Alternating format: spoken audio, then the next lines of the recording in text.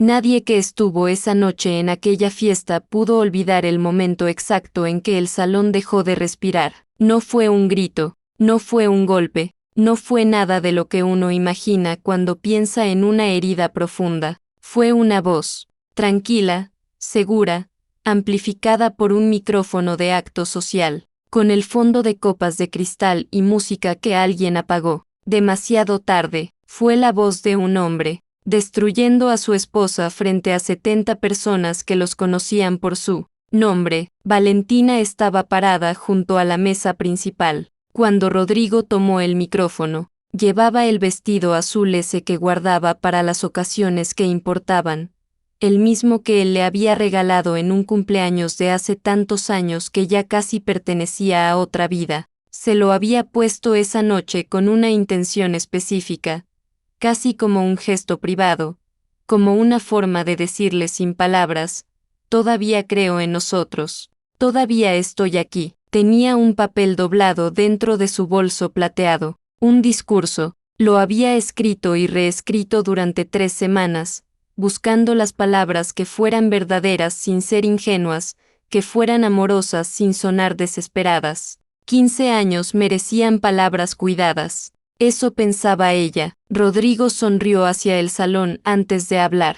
Era una sonrisa que Valentina conocía demasiado bien, ancha, calculada, diseñada para una audiencia. La sonrisa que usaba en sus reuniones de negocios cuando estaba a punto de cerrar algo a su favor. Valentina sintió algo frío moverse dentro de su pecho, pero no dijo nada. Esperó, y entonces él habló. Quiero aprovechar esta noche para ser honesto con todos ustedes. Y con ella. La pausa que siguió duró apenas 2 segundos. Pero en esos 2 segundos, algo en Valentina supo. No con la cabeza, con el cuerpo, con esa parte del ser humano que aprende a leer el peligro antes de que la mente termine de procesarlo. Valentina ha sido una buena madre, pero como esposa, nunca estuvo a la altura de lo que yo necesitaba. El silencio que cayó sobre aquel salón no fue el silencio de la incomodidad, fue el silencio del shock, de 70 personas conteniendo el aliento al mismo tiempo,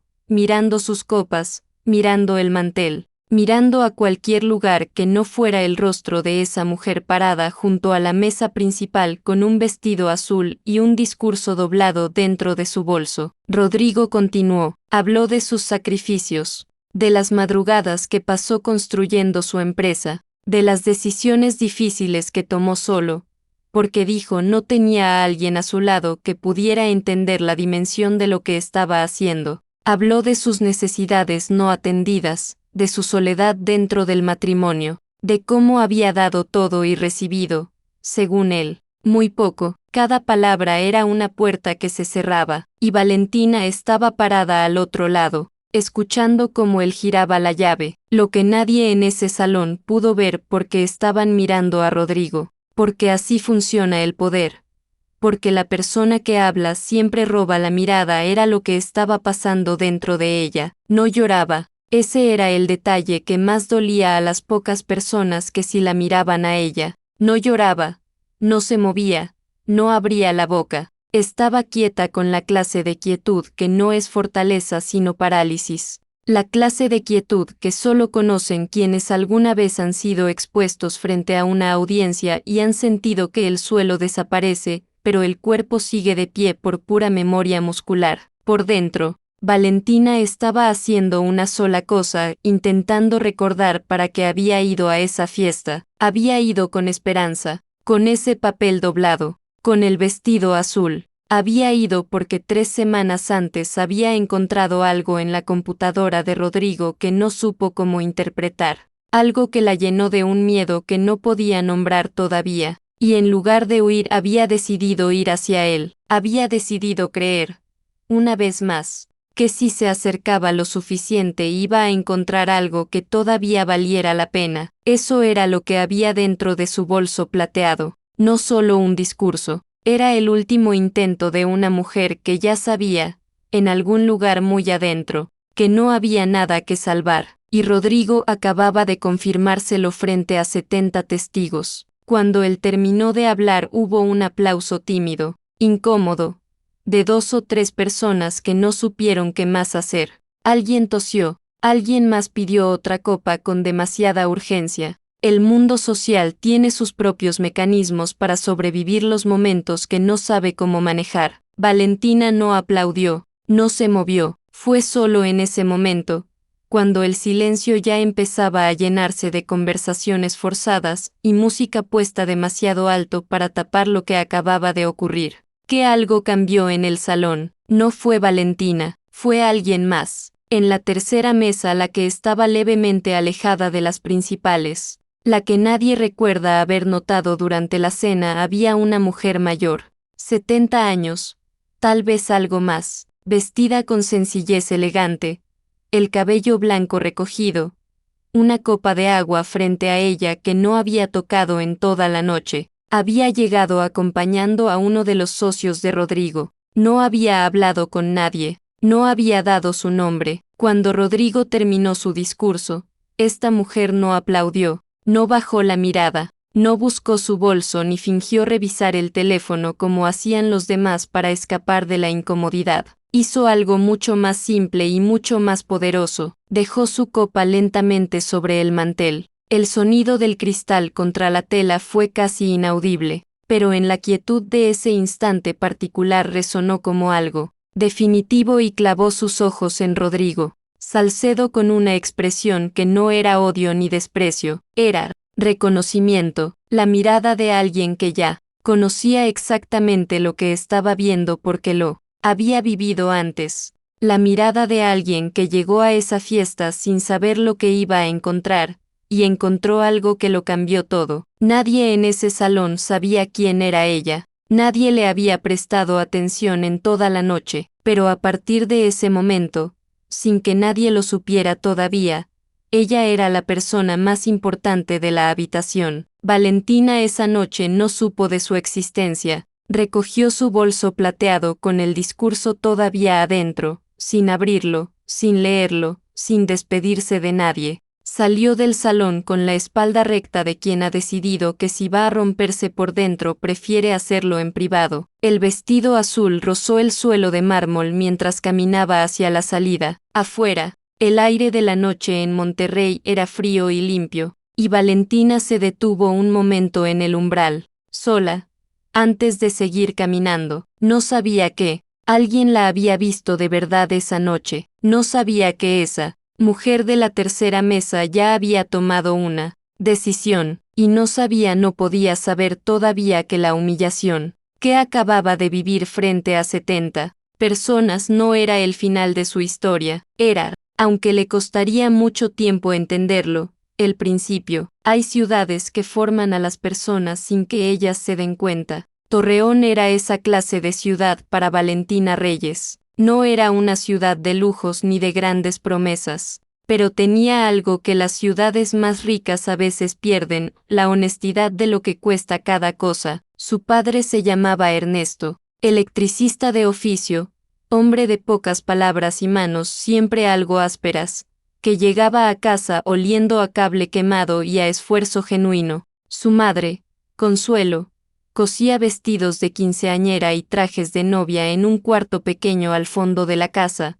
con una máquina Singer que sonaba como un corazón acelerado durante horas. Valentina creció entre esos dos sonidos, el silencio cansado de su padre al llegar, y el ritmo constante de esa máquina que nunca dejaba de moverse. Aprendió, sin que nadie se lo explicara, que las cosas se construyen despacio, que nada llega sin el trabajo que lo antecede, y aprendió también, mirando a su madre inclinarse sobre telas ajenas con una dedicación que nunca tuvo testigos, que hay personas que dan todo de sí mismas sin que el mundo les devuelva siquiera una fracción de lo que merecen. Era brillante, no de la forma ruidosa que el mundo celebra, sino de la forma silenciosa que los buenos maestros reconocen. En la preparatoria ganó un concurso regional de diseño con un proyecto que ella misma describía como apenas un boceto de biblioteca pública para comunidades rurales que el jurado describió como maduro, sensible y técnicamente sólido para una estudiante de 17 años. La beca para estudiar arquitectura en Guadalajara llegó un martes por la tarde, en un sobre que su madre abrió antes que ella porque Valentina todavía estaba en clase. Cuando llegó a casa, Consuelo tenía los ojos húmedos y el sobre en la mano, y no dijo nada, solo se lo extendió, y Valentina leyó, y releyó, y miró a su madre, y las dos supieron en ese silencio exactamente lo que significaba. Era la primera de su familia en salir, en ir hacia algo más grande, en tener el tipo de oportunidad que su padre nunca tuvo y que su madre siempre quiso para ella sin atreverse a pedírsela al mundo en voz alta. Guadalajara la recibió con la intensidad de las ciudades que no esperan a que uno se acostumbre. Los primeros meses fueron difíciles, el dinero era justo, la ciudad era ruidosa, la soledad tenía un peso específico que nadie le había advertido, pero la carrera la absorbía de una manera que solo pueden absorber las vocaciones verdaderas. Pasaba horas en el taller, horas en la biblioteca, horas mirando edificios en la calle con esa mirada particular que desarrollan los arquitectos, esa forma de ver el espacio como algo que respira y que tiene intenciones. Sus profesores la notaron. Uno de ellos, un hombre mayor que había construido hospitales y mercados públicos en 5 estados, le dijo un día, sin preámbulo, mientras revisaba sus planos: «Usted tiene algo que no se enseña, no lo pierda». Valentina guardó esa frase. La guardó de la forma en que se guardan las cosas que uno sabe que va a necesitar más tarde. Conoció a Rodrigo Salcedo en el último año de su carrera. Él tenía 32 años. Ella, 22. Él llegó a una exposición de proyectos de fin de año acompañando a un inversor que quería ver el trabajo de los estudiantes, buscaba talentos jóvenes, decía, para proyectos de desarrollo inmobiliario. Rodrigo no era el inversor, era quien lo acompañaba, quien manejaba los contactos, quien sabía moverse en ese espacio con la fluidez de alguien que ha aprendido a hacer que los demás se sientan vistos. Valentina se sintió vista. Eso era lo que había que entender para entender todo lo que vino después. No fue ingenuidad, no fue debilidad, fue que Rodrigo Salcedo tenía una capacidad extraordinaria para identificar lo que una persona necesitaba escuchar, y decírselo exactamente en el momento en que más lo necesitaba. Valentina llevaba 5 años sintiéndose invisible en una ciudad que no era la suya. Rodrigo la miró a los ojos frente a sus planos y le dijo que su proyecto era el más honesto de la sala, que tenía perspectiva, que pensaba en las personas, no solo en las estructuras, que eso era raro y que valía. No le estaba mintiendo del todo. Eso también había que entenderlo. La admiración era real, al principio. El problema con Rodrigo Salcedo no era que fingiera desde el comienzo. El problema era lo que hacía después, cuando ya tenía lo que quería. Se casaron 18 meses después de conocerse. La boda fue sencilla. Rodrigo dijo que prefería invertir en el futuro que en una fiesta de un día,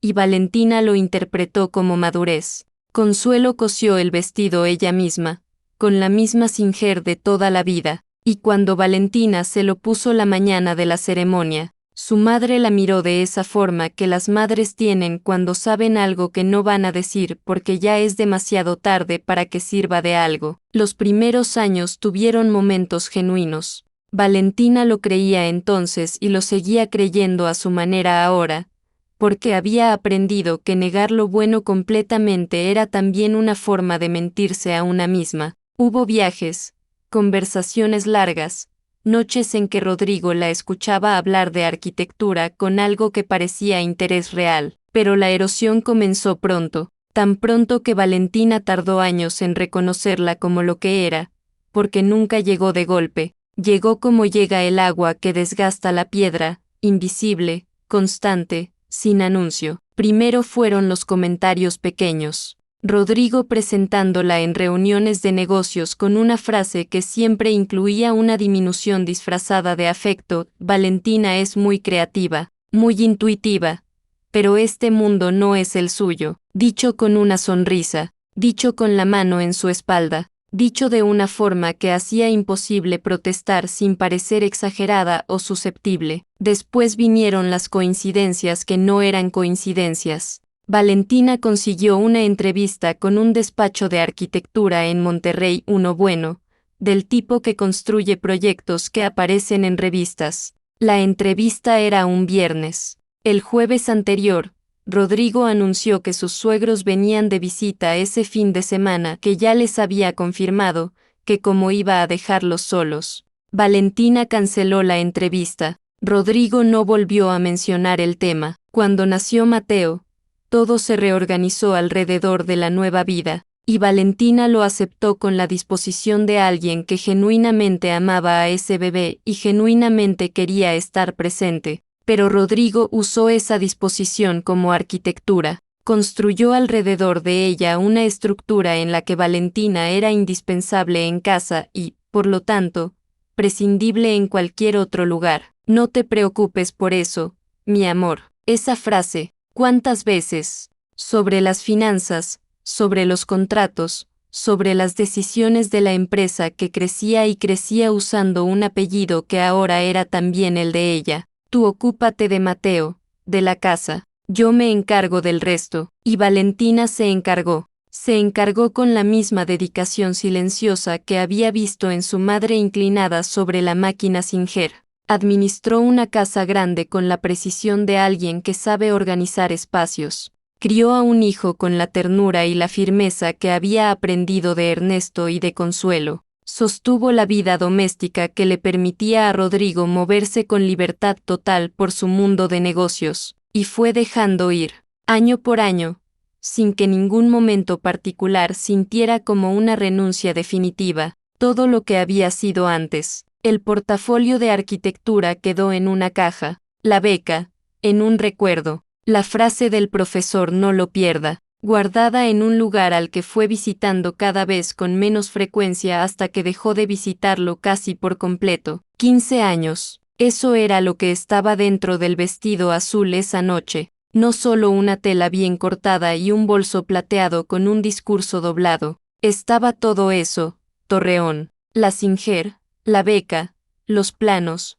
la entrevista cancelada, las noches sin dormir con Mateo en brazos, el no te preocupes mi amor repetido hasta convertirse en una forma de desaparecer, y ahí, frente a 70 personas que bebían vino y miraban hacia otro lado, Rodrigo había tomado todo ese peso invisible y lo había nombrado en público. De la peor manera posible lo había llamado insuficiencia, lo que Valentina no sabía esa noche, lo que ninguno de los 70 invitados podía saber era que 3 semanas antes, mientras Rodrigo estaba en una reunión y Mateo dormía, ella había abierto una computadora que no era la suya buscando un archivo de fotos para imprimir, y había encontrado otra cosa. No sabía todavía qué significaba exactamente lo que había visto. El lenguaje era técnico, legal, lleno de términos que no reconocía, pero había 2 cosas que sí reconoció sin dificultad,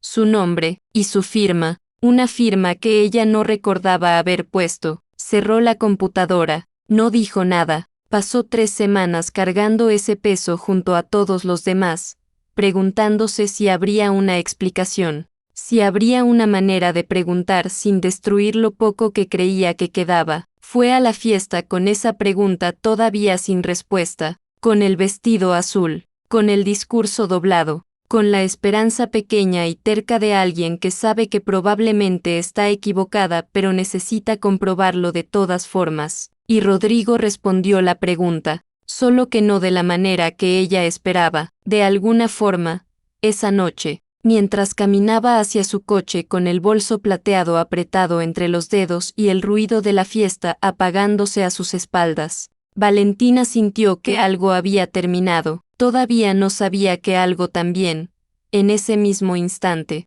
estaba comenzando. El silencio que siguió a la fiesta no fue el silencio del descanso, fue el silencio de 2 personas viviendo, bajo el mismo techo como si el otro fuera un mueble, que se ha aprendido a rodear sin tocar. Rodrigo volvió a casa esa noche como vuelve alguien que acaba de cerrar un trato difícil y está Satisfecho con el resultado, se aflojó la corbata frente al espejo del baño. Se lavó las manos con esa parsimonia que tienen los hombres que nunca han tenido prisa porque el mundo siempre los espera, y cuando pasó junto a Valentina en el pasillo no dijo nada, no pidió disculpas, no explicó, actuó como actúa alguien que no considera que haya nada que explicar. Valentina estaba sentada en el borde de la cama con el bolso plateado todavía en las manos. No se había quitado el vestido azul. Miraba un punto fijo en la pared con la concentración de quien está haciendo un esfuerzo enorme por no deshacerse en ese momento,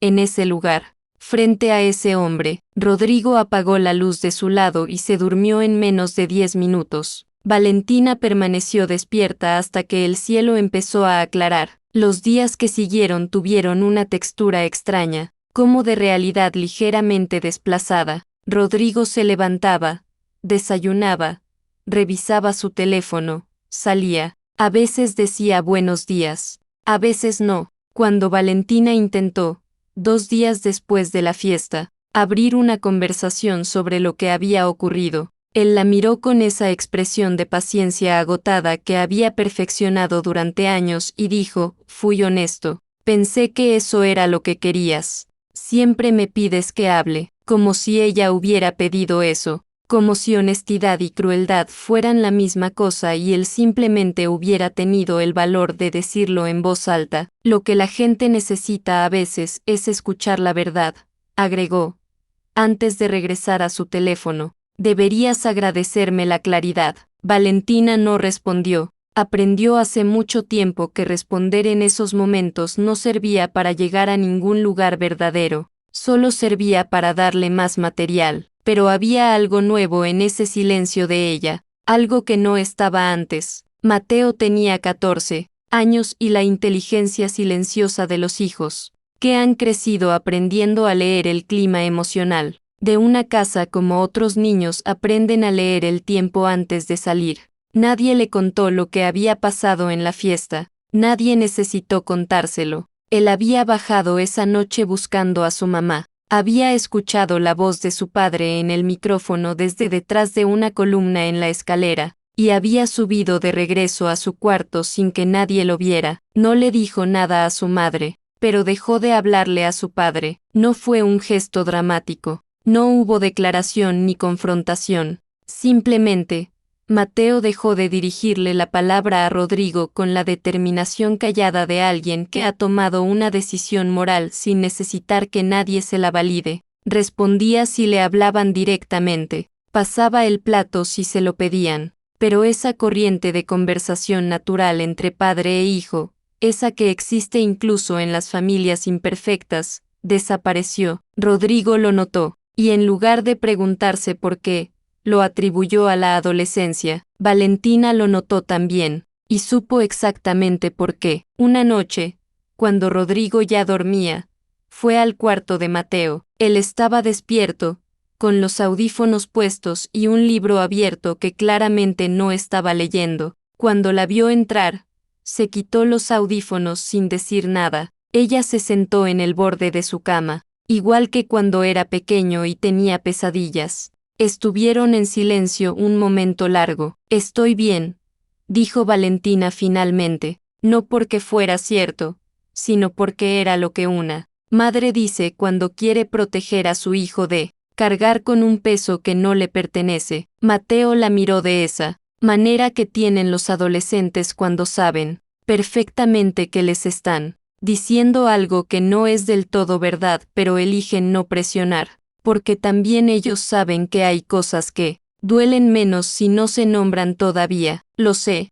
respondió él, y le dio la mano, brevemente, con la torpeza afectuosa de un chico de 14 años que todavía está aprendiendo cómo se consuela a alguien que se quiere. Valentina salió de ese cuarto con el corazón partido en 2 direcciones opuestas, hacia la tristeza de que su hijo hubiera visto lo que vio, y hacia algo parecido al orgullo de que ese mismo hijo supiera, sin que nadie le explicara nada, de qué lado quería estar. Fue una semana después de la fiesta cuando llegó la nota. Valentina estaba en la cocina cuando la empleada que limpiaba 2 veces por semana le extendió un sobre pequeño, blanco, sin remitente. Le dijo que se lo había dado una señora en el estacionamiento del supermercado, que le había pedido que se lo entregara en persona y en privado. Valentina abrió el sobre con la clase de cautela que desarrollan las personas que han aprendido que las sorpresas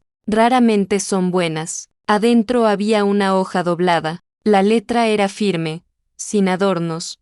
La letra de alguien que escribe para ser entendido, no para impresionar. Usted no me conoce, pero yo sí conozco a su esposo, y conozco lo que él le debe. No haga nada todavía. Confíe en mí una semana, nada más, sin firma, sin número de teléfono, sin ninguna explicación que permitiera saber de dónde venía esto ni a dónde pretendía llegar. Valentina leyó la nota 3 veces, la dobló, la guardó dentro del libro que estaba leyendo, entre las páginas del capítulo donde lo había dejado. Lo primero que sintió fue desconfianza. 15 años con Rodrigo le habían enseñado que las personas que aparecen ofreciendo ayuda sin explicación generalmente tienen sus propios intereses que proteger. Lo primero que aprendió a preguntarse frente a cualquier gesto inesperado era, ¿qué quiere esta persona a cambio? Pero había algo en el tono de esa nota que no encajaba con la lógica de la manipulación. No prometía nada, no pedía nada, no usaba el lenguaje inflamado de alguien que busca reclutar a alguien para una causa. Era directa con la misma sencillez de alguien que tiene información y ha tomado la decisión de compartirla, sin adornos y sin garantías. Conozco lo que él le debe. Esa frase, Valentina volvió a ella varias veces durante los días siguientes. No lo que usted merece, no lo que él le hizo, lo que él le debe. Una palabra con peso legal, con implicación concreta, con una precisión que no sonaba a consuelo emocional, sino a conocimiento de algo específico. 4 días después de la nota, Rodrigo llegó a casa antes de lo habitual. Valentina estaba ayudando a Mateo con una tarea en la mesa del comedor. Rodrigo saludó sin detenerse, fue a su estudio, y cuando salió 20 minutos después tenía esa expresión de decisión tomada que Valentina también sabía leer. Se sentó frente a ella. Mateo recogió sus cosas sin que nadie le pidiera nada y subió a su cuarto con la discreción de quien ha aprendido cuando es momento de desaparecer. Creo que los dos sabemos que esto no está funcionando, dijo Rodrigo. Su voz era tranquila, casi amable, del tipo de amabilidad que se usa cuando uno ya tiene todo calculado y puede darse el lujo de ser gentil porque la gentileza ya no cuesta nada. He hablado con un abogado. El proceso puede ser limpio si los dos colaboramos. Recibirás lo que te corresponde. Lo que te corresponde. Valentina pensó en esa frase durante un momento. Pensó en 15 años. En el portafolio en una caja. En la entrevista cancelada. En la firma que no recordaba haber puesto. En no te preocupes, mi amor, repetido como un mantra de desaparición gradual. Pensó en Mateo detrás de la columna. Pensó en el vestido azul todavía colgado en el closet, porque no había tenido fuerzas de guardarlo ni de mirarlo. Pensó también en la nota, en esa letra firme y sin adornos. En conozco lo que él le debe. Está bien, dijo Valentina. Rodrigo pareció levemente sorprendido por la calma de esa respuesta. Había esperado, quizás, lágrimas o súplica o la negación que él ya tenía preparada para rebatir. La calma lo desconcertó un instante, aunque lo disimulaba bien. Mi abogado te contactará la próxima semana, dijo, levantándose. Valentina asintió. Rodrigo subió al estudio, y Valentina se quedó sola en la mesa del comedor, con la tarea de Mateo todavía abierta frente a ella, mirando el cuaderno sin verlo realmente. Estaba pensando en que necesitaba encontrar la forma de responder esa nota, no porque confiara todavía en quien la había enviado, sino porque había algo que esa persona parecía saber, y Valentina había cargado demasiado tiempo con demasiadas cosas que no sabía. Era hora de empezar a entender exactamente en qué mundo había vivido. Todos estos años, y mientras Rodrigo planeaba arriba en su estudio con la certeza tranquila de quien cree que tiene el control absoluto de una situación, Valentina abría el libro donde guardaba la nota doblada, la leía una vez más, y tomaba una decisión que él no había calculado, porque nunca la había calculado a ella, y ese, aunque todavía no lo supiera ninguno de los dos, iba a ser su error más grande. Hay verdades que no llegan de golpe, llegan en capas, como se descubre una pared antigua cuando se quita el papel que la cubre, primero el color de abajo, después la textura, después la grieta que alguien tapó hace mucho tiempo esperando que nadie la encontrara. La verdad sobre Rodrigo Salcedo llegó así. La mujer que Valentina conoció en una tarde de miércoles, en un café discreto del centro de Monterrey, no llegó con documentos sobre la mesa ni con palabras de abogado. Llegó con una taza de té que no tocó en toda la conversación, y con la clase de calma que solo tienen las personas que han esperado mucho tiempo un momento y han aprendido a no desperdiciar la energía en los nervios. Irene Castellanos tenía 71 años, manos cuidadas, cabello blanco recogido con sencillez, una blusa color marfil que no intentaba impresionar a nadie. Había en ella algo que Valentina notó desde el primer momento y tardó un rato en nombrar. Era una mujer que ya no tenía nada que demostrar, no porque hubiera rendido, sino porque hacía mucho tiempo había dejado de pedirle permiso al mundo para ocupar el espacio que le correspondía. Se miraron un momento antes de hablar, dos mujeres que no se conocían pero que compartían, sin saberlo todavía del todo,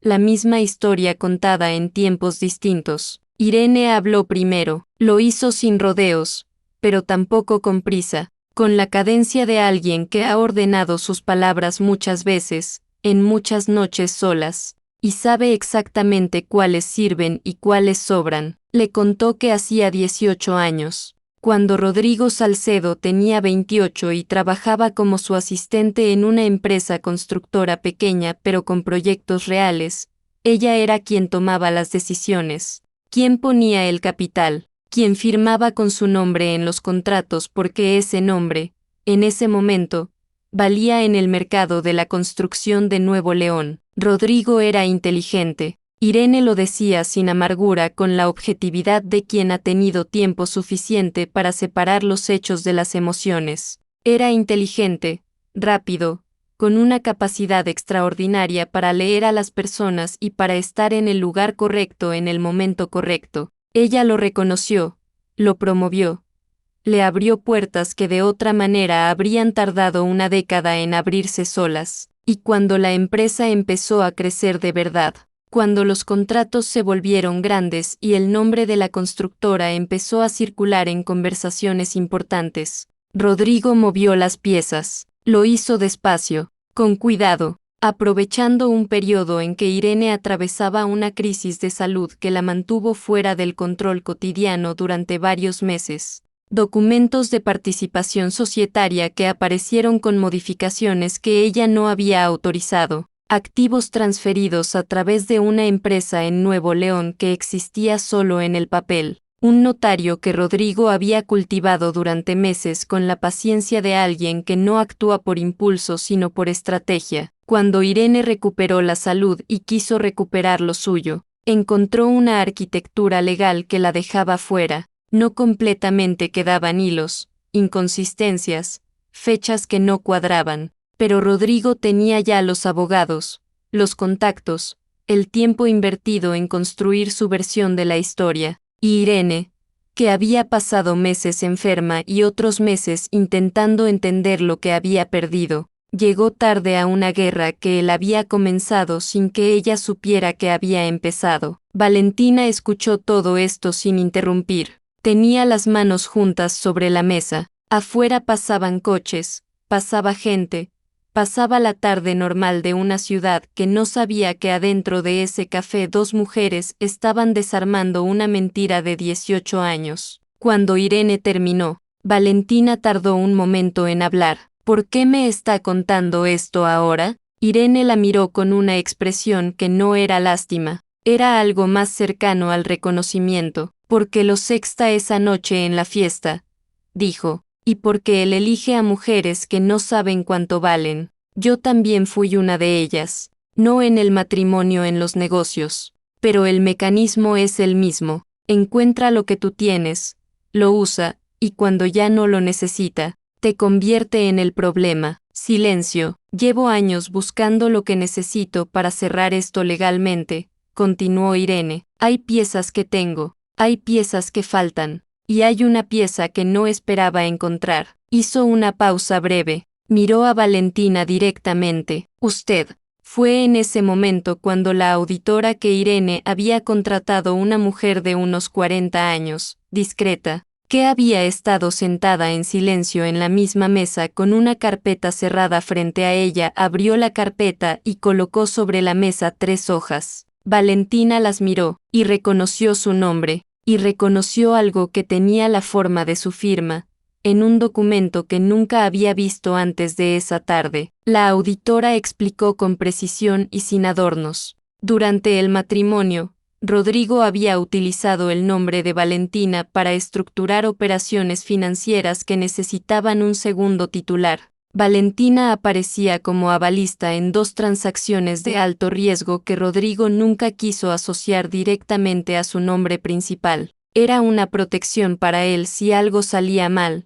Había otra firma en los documentos. Alguien más que cargar con parte del peso legal. Pero había un error en el cálculo de Rodrigo. Un error que probablemente nunca anticipó porque nunca imaginó que alguien lo buscaría desde ese ángulo. Al poner el nombre de Valentina en esas operaciones, aunque sin su conocimiento real, había creado involuntariamente un vínculo legal entre ella y ciertos activos de la empresa, activos que Rodrigo nunca había declarado en ningún régimen matrimonial, activos que existían en una zona gris que la ley, bien argumentada, podía iluminar de formas que a Rodrigo no le iban a resultar convenientes. El divorcio que él había preparado como una salida limpia, rápida, controlada, diseñada para dejar a Valentina con lo mínimo posible, abría, sin que él lo supiera, una caja que había pasado 15 años soldando con cuidado. Valentina tardó en procesar todo esto. No era sencillo. No era una historia de bien contra mal con líneas claras y resolución inmediata. Era complicado, técnico, lleno de matices legales que necesitaría tiempo para entender del todo. Pero había algo que entendió de inmediato. Sentada en ese café, con las 3 hojas frente a ella y la mirada de Irene Castellanos al otro lado de la mesa, lo que había encontrado en la computadora de Rodrigo 3 semanas antes de la fiesta, esos documentos en lenguaje técnico, que no había sabido leer del todo, tenía ahora un contexto, tenía ahora una explicación. Su nombre en papeles que no recordaba haber firmado no era un error administrativo, no era una confusión, era una decisión deliberada de un hombre que había construido su mundo usando, entre otras cosas, la identidad de la mujer a quien acababa de humillar frente a 70 personas por no estar a la altura. Valentina miró las hojas durante un momento largo, después miró a Irene. ¿Cuánto tiempo lleva usted preparando esto?, preguntó. 8 meses de trabajo formal, respondió Irene. 18 años de esperar el momento correcto. Valentina asintió despacio. Había algo moviéndose dentro de ella que no era todavía fuerza ni determinación, era algo más parecido a la claridad, a cuando la niebla se corre y uno ve el paisaje real por primera vez, sin la distorsión de lo que esperaba encontrar. ¿Qué necesita de mí?, preguntó, y fue en ese momento, en la forma en que Valentina hizo esa pregunta, directa, sin temblor en la voz, sin pedir permiso para estar en esa conversación, que Irene Castellanos supo que había encontrado lo que necesitaba, no solo una firma en unos documentos, no solo una pieza legal en un caso que llevaba casi 2 décadas incompleto, había encontrado a una mujer que finalmente estaba lista para saber quién era. Esa tarde, de camino a casa, Valentina condujo en silencio, no puso música. Dejó que el ruido de la ciudad llenara el coche mientras ella procesaba, en capas, todo lo que acababa de escuchar. Pensó en los 15 años, En él no te preocupes, mi amor. En las entrevistas canceladas, en el portafolio en una caja, en el discurso que nunca leyó guardado todavía en el bolso plateado que ahora estaba en el asiento del copiloto, pensó en Mateo, que esa mañana había desayunado con ella en silencio y antes de salir a la escuela se había detenido en la puerta, le había mirado, y había dicho simplemente, ¿estás bien, mamá? Con la voz de un adolescente que quiere parecer casual pero tiene los ojos de alguien que lleva semanas preocupado. Pensó en Irene, en esa mujer que llegó a una fiesta sin que nadie la notara, que vio lo que pasó y tomó una decisión en silencio, que pasó 18 años esperando sin rendirse, y pensó, por primera vez en mucho tiempo, en la frase que un profesor le había dicho frente a unos planos en Guadalajara, no lo pierda. Frenó en un semáforo en rojo. Afuera, un grupo de estudiantes cruzaba la calle con mochilas y conversaciones a medio terminar. Jóvenes, con toda la distancia por delante. El semáforo cambió a verde. Valentina arrancó, y algo en ella, muy adentro.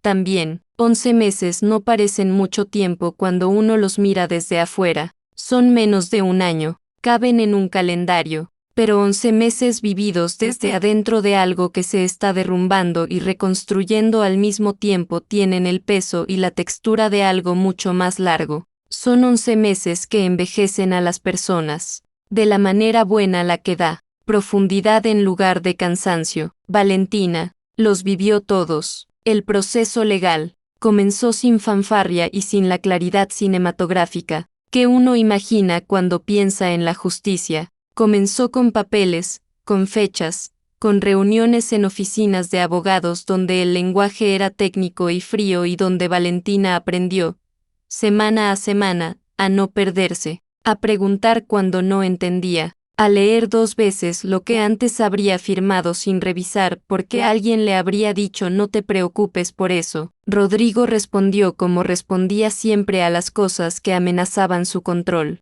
con recursos, con velocidad, y con la confianza de alguien que ha ganado muchas veces y no concibe seriamente la posibilidad de perder. Contrató 3 abogados, el mejor de Monterrey, el amigo de infancia, el que ya tenía los papeles del divorcio listos desde antes de la fiesta y 2 especialistas en litigios corporativos, que llegaron con maletines y con la actitud de quienes están acostumbrados a que el dinero resuelva lo que la razón no puede. La estrategia de Rodrigo tenía 2 ejes. El primero era desacreditar a Irene Castellanos, una mujer mayor, decían sus abogados, con una historia de resentimiento personal contra su representado, sin evidencia sólida, actuando desde la amargura de quien no supo aceptar que los negocios evolucionan y que los socios se separan. El segundo eje era más delicado y más revelador de quién era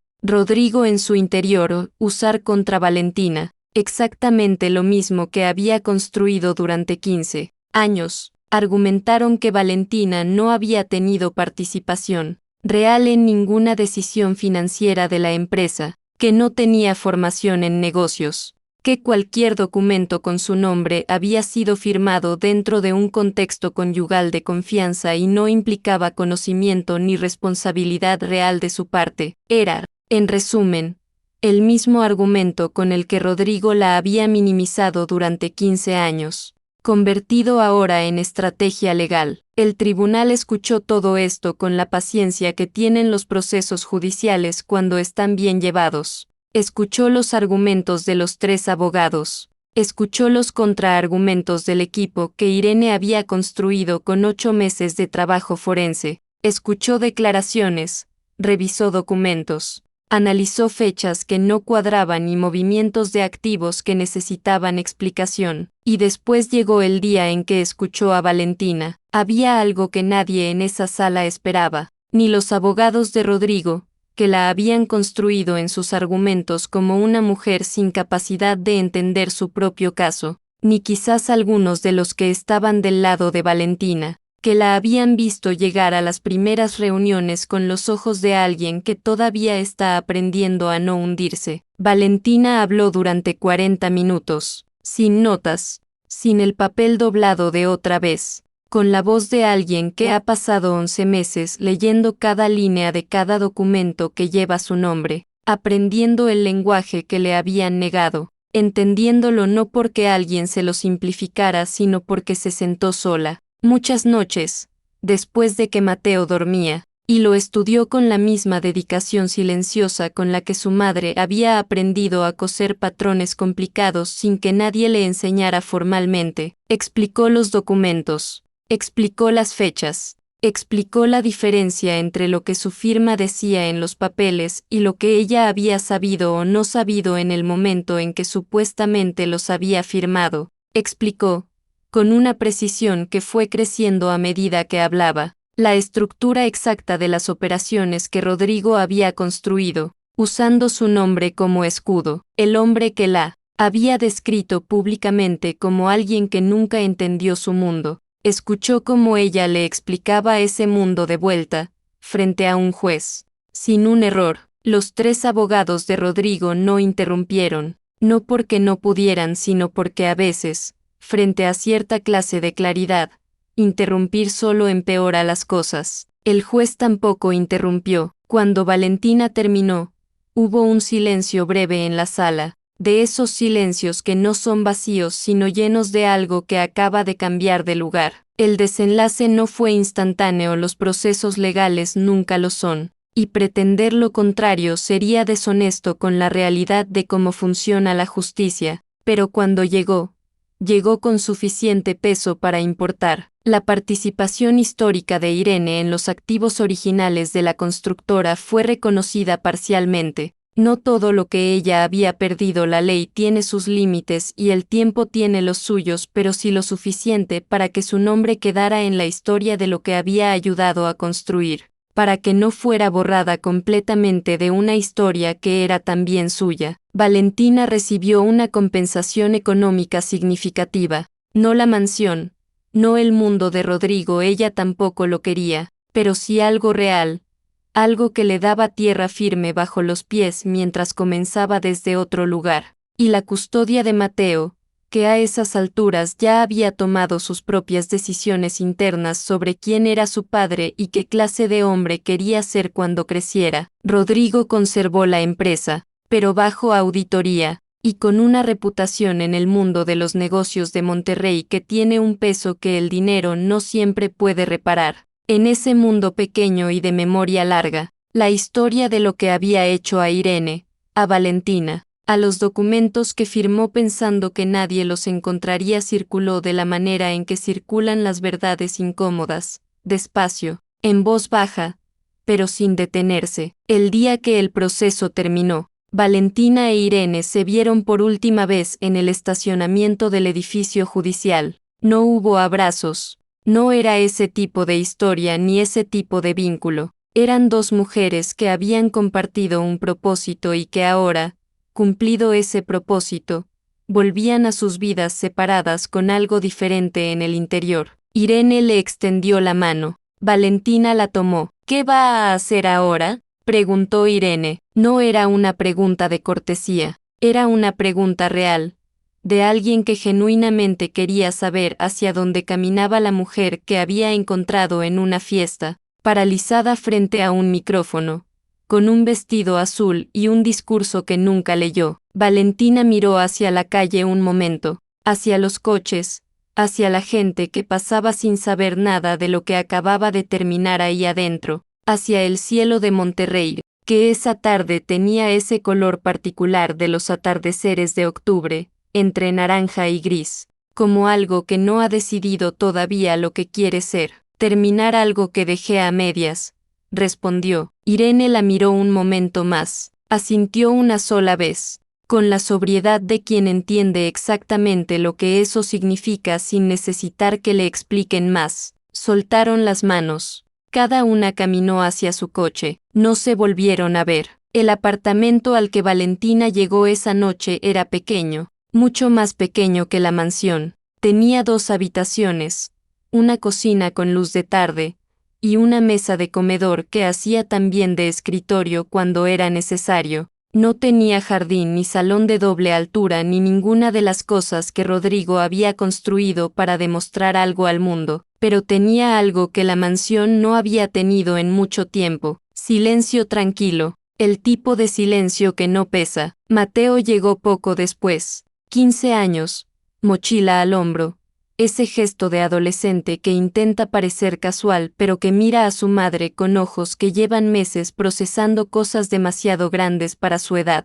Dejó la mochila en su cuarto, volvió a la cocina, abrió el refrigerador sin encontrar nada particularmente interesante, lo cerró, se quedó parado un momento en el umbral entre la cocina y la sala, donde Valentina estaba acomodando unas cosas sobre la mesa. ¿Cómo te fue?, preguntó. Bien, dijo ella, y después, porque Mateo merecía más que una sola palabra, terminó. Ya terminó todo. Él asintió despacio, con la misma sobriedad de su abuela Consuelo.